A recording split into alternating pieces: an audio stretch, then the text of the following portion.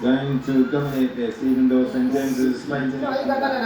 St. John's is trying to Oh my recoup. god, St. John's we're is trying to late. recoup. It will be a challenge Oh on the my final god, we're 100 very meters. late. But St. James's is pulling away.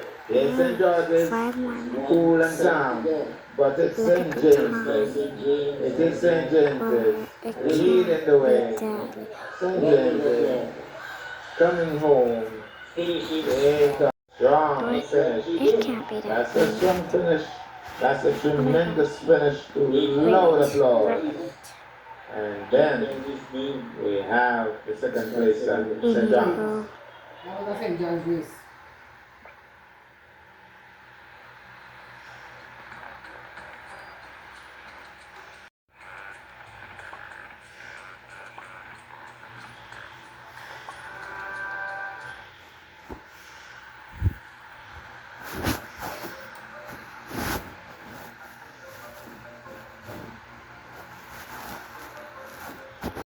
Okay. This is the first four of the 4x8 mixed 18 plus. Mixed 18 plus. It's okay. Then St. John's seems to be struggling slightly. And then, of course, the champion senior athlete for St. Paul's. That's St.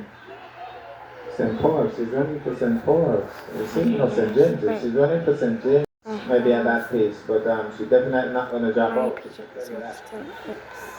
She's definitely not going to drop out. But at the top, St. Paul's and St. George's. So 4 by 800, 18 plus, mixed.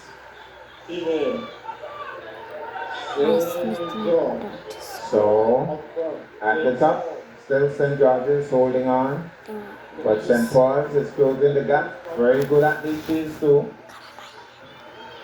And she's running a strategic race. She's closing the gap now. But St. George's says, I'm not going to relinquish this lead.